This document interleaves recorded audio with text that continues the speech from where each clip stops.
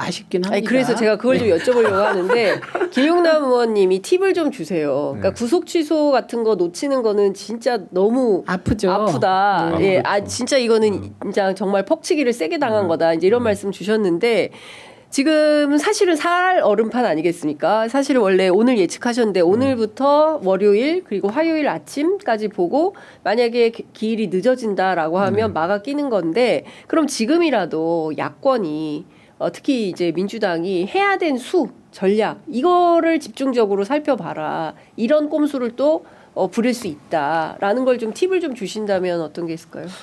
사실 그건 뭐 공개적으로 말씀드리기는 조금 어렵고 전략이라서. 아니 네. 근데 저들이 물밑에서 가만히 있지 않다는 거는 증명이 됐어요 이미. 네. 이 드러난 결과가 그걸 보여주고 있는 거죠.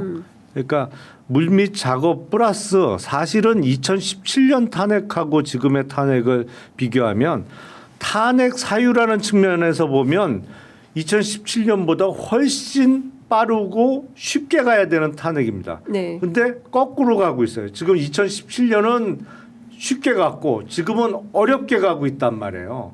근데 다른 점을 찾아보면 2017년도에는 뭐 이른바 보여지는 힘이 압도적이었어요. 네. 그러니까 탄핵 찬성의 여론이라든지 아니면 어떤 광장의 힘에서 압도적이었어요. 탄핵 찬성 쪽이. 그러다 보니까 헌재 재판관들도 탄핵 사유별로 따져보면 갸우뚱 할 수 있는 탄핵 사유가 꽤 있었음에도 불구하고 8대 0이 나왔단 말이에요. 네.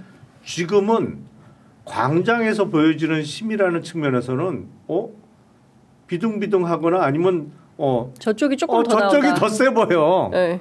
좀 더 나온다 뭐 이런 거죠. 헌법재판관들이 그냥 공중에 떠 있는 사람들이 아닙니다. 매일 우리하고 같이 비슷한 길로 출퇴근하고 뭐 비슷한 식당에서 뉴스들. 밥도 먹고 비슷한 뉴스 보고 그러니까 이런 그 소비 생활도 비슷하게 하는 사람들이에요.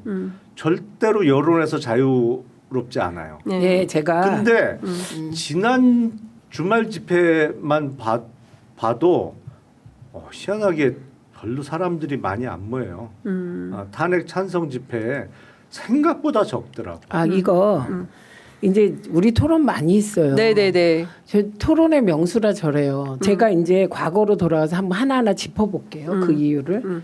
그러니까 저렇게 뭉뚱그려서 얘기할 때 불안하기도 하고 이러실 거예요. 근데 구체적으로 왜 그런지를 짚어드릴게요. 첫째는 박근혜는 친위 쿠데타를 일으켜서 시작한 게 아니에요. 예, 그리고 그때는 결정적으로 조선일보 송희영 때문에 조선일보가 어떤 순간 확 참전했어요. 탄핵 찬성에. 예, 지금 뭐 여론이 일방적이었죠. 예, 그리고 박근혜가 굴복했어요.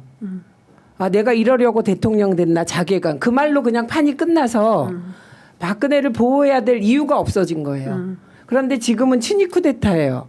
예, 윤석열이 임명한 자들이 공권력을 다 장악하고 있어요. 이래서 우리 모두 힘든 거예요. 그런데 탄핵 사유가 너무 명백하니까 국민들이 방송으로 다 봤잖아요. 네. 국회 침탈과 선관위 침탈을.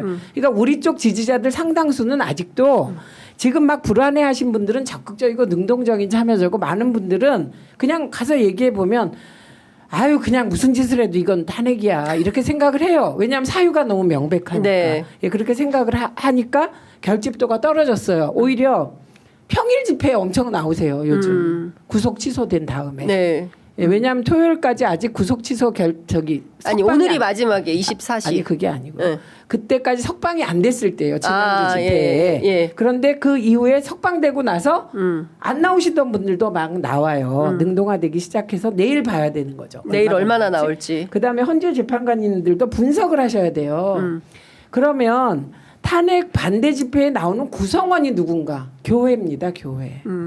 예, 오히려 이 대목에서 저는 헌재 재판관들이 개신교 신자가 누가 있지? 이걸 보고 있는데 영향을 받는다면 그런 거거든요. 네, 교계의 영향을 받을 수 그래서 있다. 박근혜 집회 땐 교계가 지금처럼 똘똘 뭉치지 않았어요. 그때 정광훈의 존재가 있기는 했었어요. 했는데 미미했어요. 네. 근데 점점점 커져온 거죠. 네. 이 세력을. 그러니까 네. 이건 과제예요. 우리의.